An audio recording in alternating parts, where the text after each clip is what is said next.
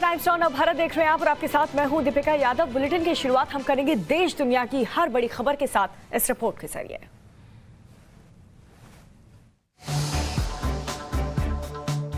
पंजाब कांग्रेस में अब नई कला शुरू हो गई है।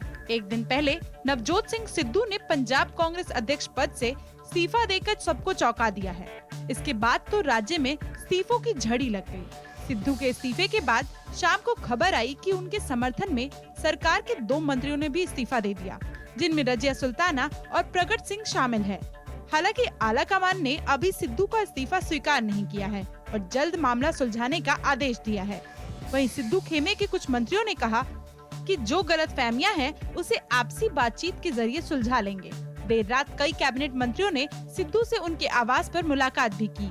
वहीं कांग्रेस में जारी विवाद के बीच आज पंजाब सरकार की कैबिनेट मीटिंग भी बुलाई गई।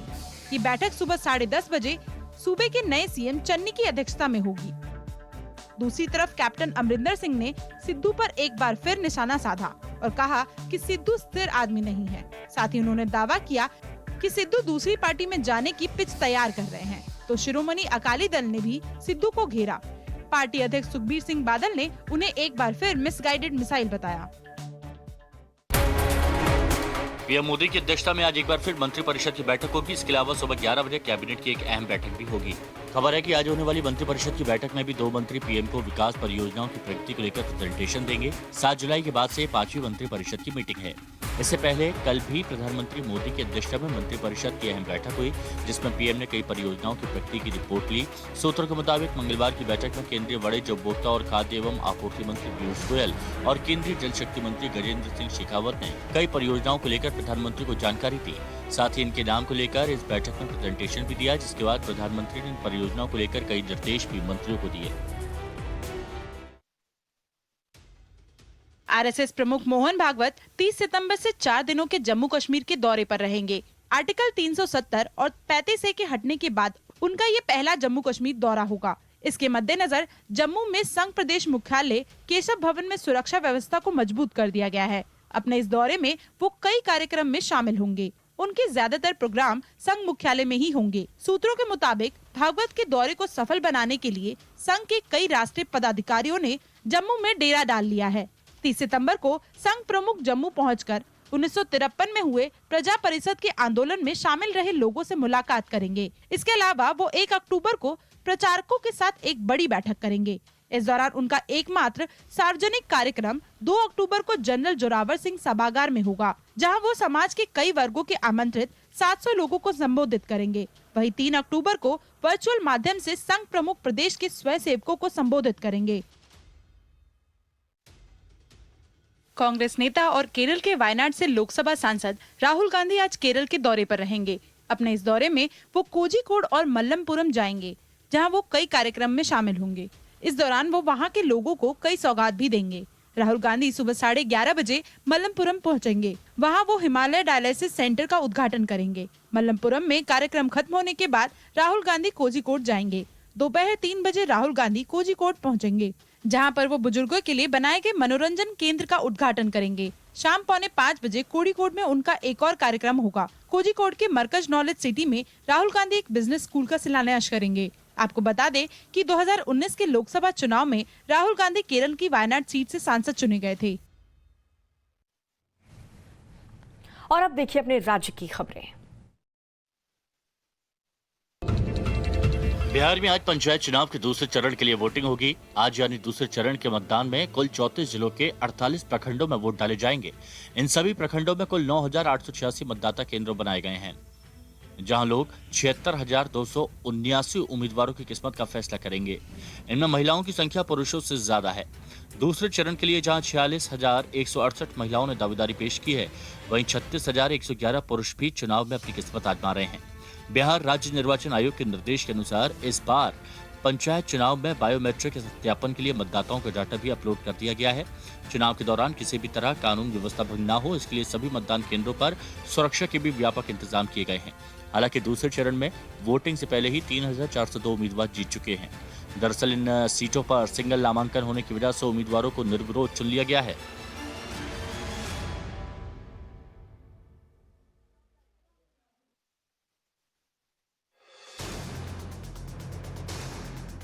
झारखंड के लातेहार में नक्सली और पुलिस के बीच मुठभेड़ हुई। इस मुठभेड़ में झारखंड जगुआर के सहायक कमांडेंट राजेश कुमार शहीद हो गए, जबकि एक नक्सली को पुलिस ने ढेर कर दिया।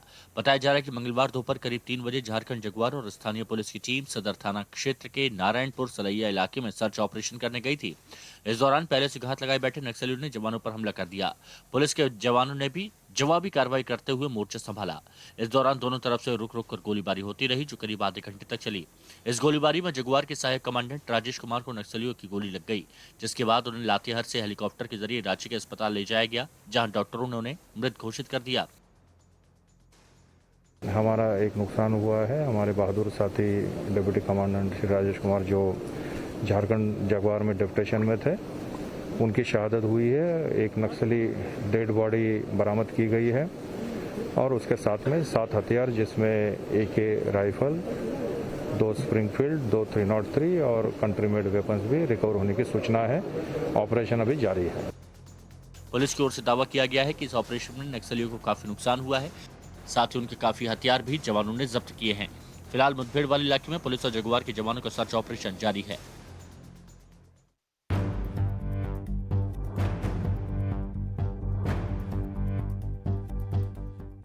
राजस्थान के सीकर में दिन दहाड़े एक व्यापारी पर फिरौती के लिए फायरिंग करने का सनसनीखेज मामला सामने आया। फायरिंग करने की सारी वारदात CCTV में कैद हो गई।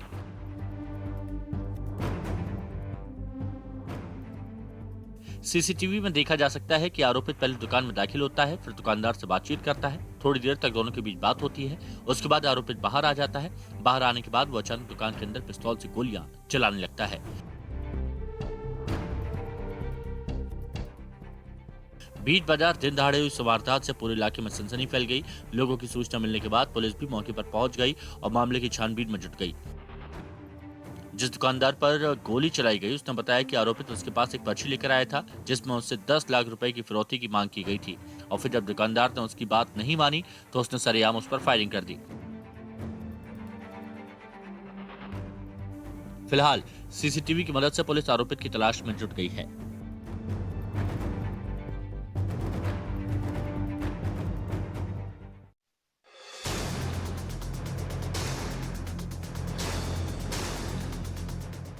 वाराणसी के चौकाघाट इलाके में पुलिस और बदमाशों के बीच मुठभेड़ हुई।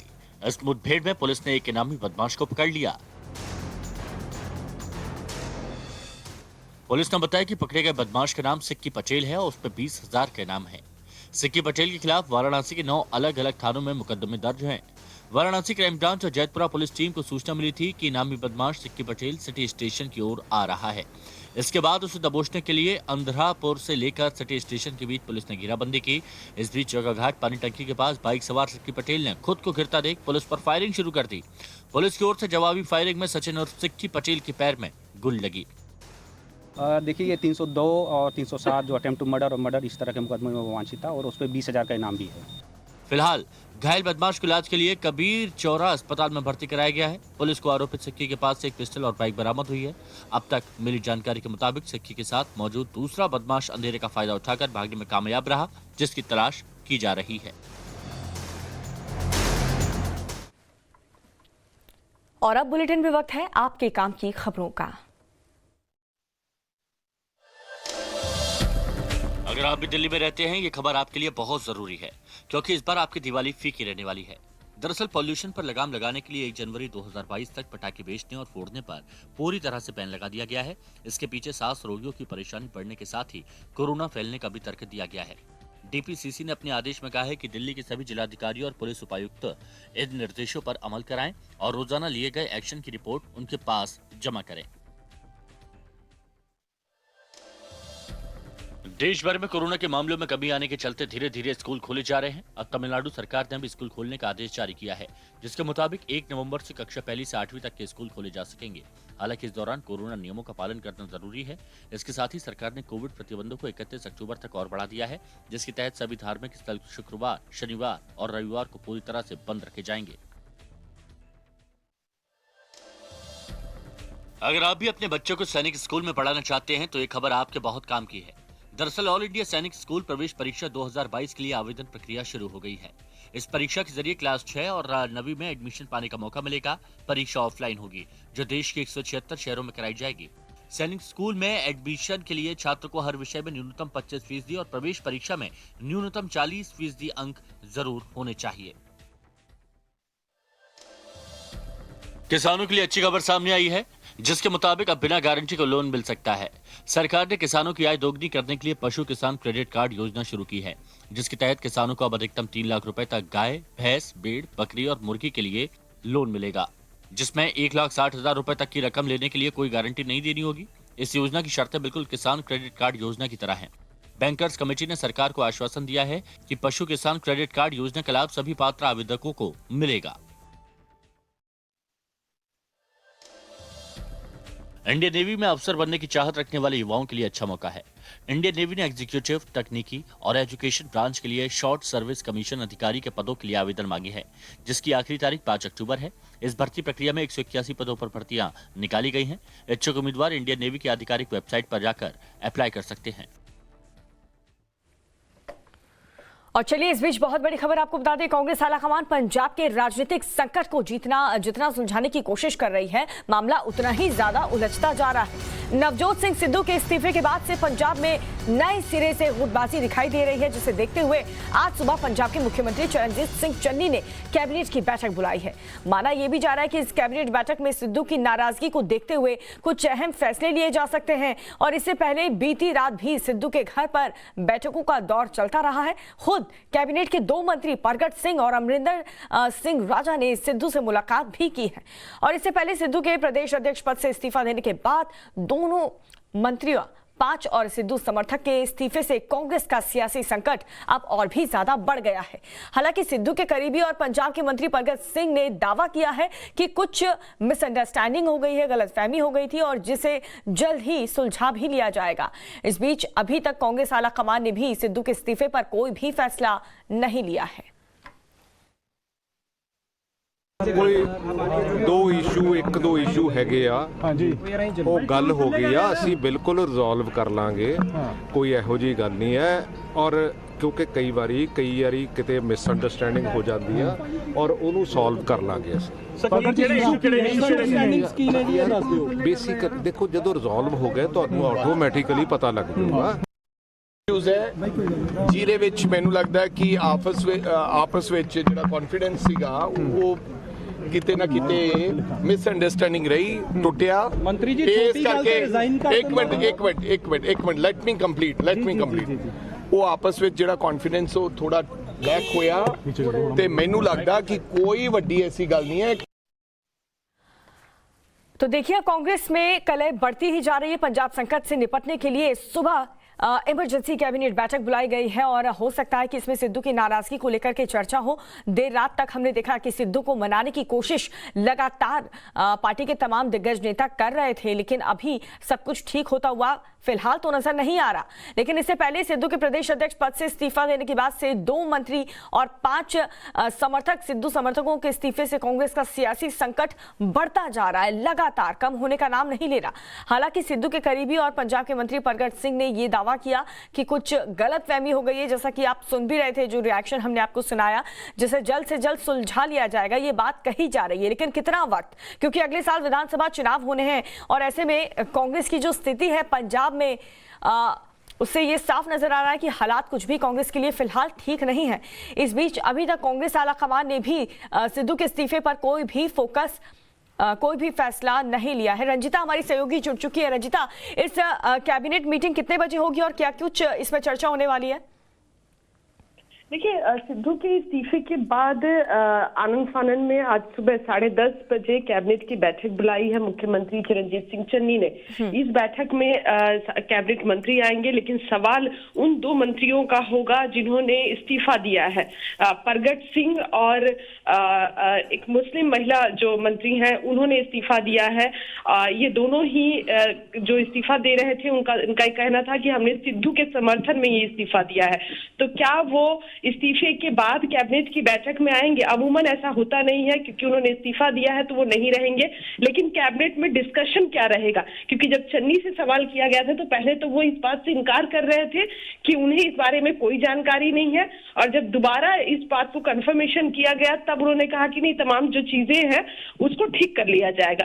कांग्रेस आलाकमान ने अब तक जो कांग्रेस आलाकमान का इन तमाम चीजों पर जो स्थिति है वो ये कि वो कह रही है कि ये स्टेट का विषय है, स्टेट इस मामले को सुलझाए। हरीश रावत जो जनरल सेक्रेटरी इंचार्ज है वो लगातार संपर्क में है, केसी वेणुगोपाल संगठन महासचिव, ये दोनों आपस में बातचीत कर रहे हैं और सिद्धू से भी संपर्क साधने की कोशिश की जा रही है ताकि इस पूरे मामले को डैमेज कंट्रोल किया जाए। आज के कैबिनेट की बैठक के बाद ये उम्मीद जताई जा रही है कि इस बैठक में भी कई चीजें होंगी, और ये बताया जा रहा था कि कुछ और मंत्री जो है वो समर्थन में इस्तीफा दे सकते हैं। तो क्या इस तरह की हलचल भी इस बैठक से निकलकर सामने आएगी, ये देखना होगा।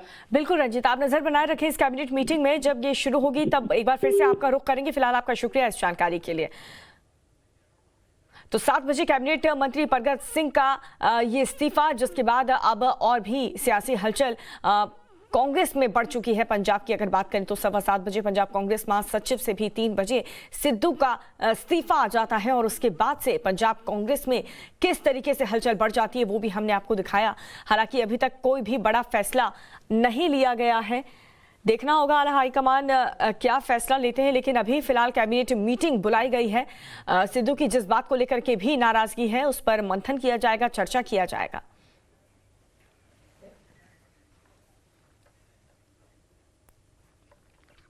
और चलिए आगे बढ़ेंगे, बात करेंगे कांग्रेस नेता और मध्य प्रदेश के पूर्व मुख्यमंत्री दिग्विजय सिंह ने एक बार फिर से शिशु मंदिर स्कूल पर निशाना साधा।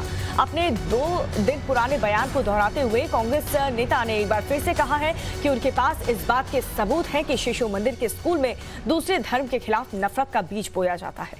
हालांकि दिग्विजय सिंह ने यह भी साफ कर दिया कि उनका शिशु मंदिर के स्कूल और वहां की व्यवस्था से कोई भी शिकायत नहीं है। उन्हें आपत्ति वहां पर पढ़ाई जा रही विचार धारा से है।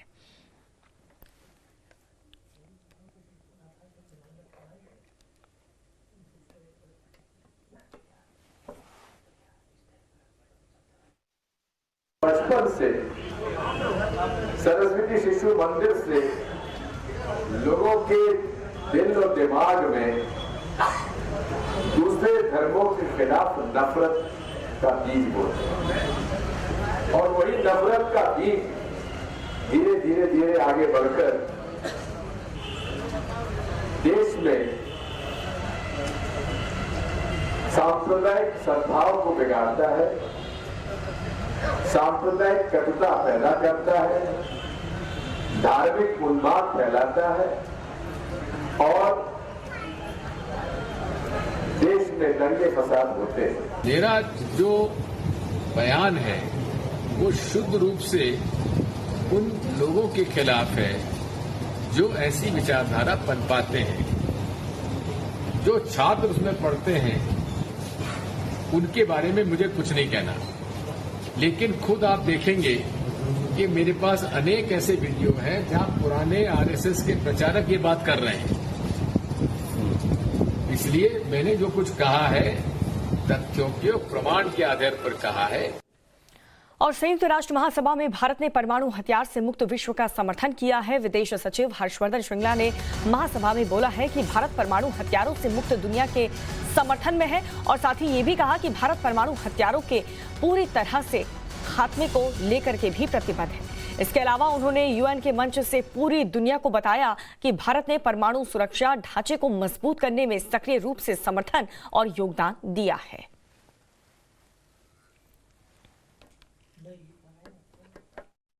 India is committed to the goal of universal, non-discriminatory and verifiable nuclear disarmament, leading to the complete elimination of nuclear weapons. Consistent with the highest priority accorded to nuclear disarmament by the final document of the first special session of the UN General Assembly on disarmament. India believes that the goal of nuclear disarmament can be achieved through a step-by-step process underwritten by a universal commitment and an agreed multilateral framework that is global and non-discriminatory. India's approach is outlined in our paper submitted to the UNGA First Committee in 2006 and to the Conference on Disarmament in 2007, which has an enduring relevance. और देखिए, money laundering case में ED के समन के खिलाफ दायर अनिल देशमुख की याचिका पर आज बॉम्बे हाई कोर्ट में सुनवाई होगी। मुंबई के पूर्व पुलिस कमिश्नर परमवीर सिंह ने आरोप लगाया है कि महाराष्ट्र के पूर्व गृह मंत्री अनिल देशमुख पर बर्खास्त सहायक पुलिस निरीक्षक सचिन वाजे के जरिए मुंबई के रेस्टोरेंट और बार से हर महीने 100 करोड़ रुपए की उगाही का लक्ष्य रखा था। बॉम्बे हाईकोर्ट के आदेश पर जांच सीबीआई और ईडी जांच कर रही है। ईडी अब तक अनिल देशमुख को पूछताछ के लिए 5 समन जारी कर चुकी है। देशमुख ईडी के समन अभी तक पेश नहीं हुए हैं और उन्होंने ईडी के समन को रद्द करने के लिए हाई कोर्ट का दरवाजा भी खटखटाया है।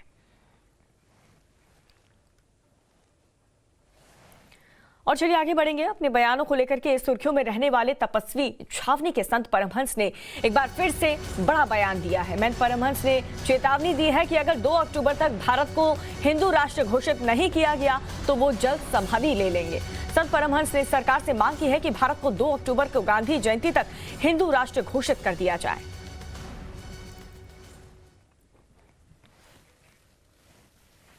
मैंने सेंट्रल गवर्नमेंट से मांग किया है कि राष्ट्र की एकता और अखंडता के लिए, संविधान की रक्षा के लिए भारत को हिंदू राष्ट्र घोषित किया जाए और ईसाइयों और मुसलमानों की नेशनलिटी समाप्त की जाए।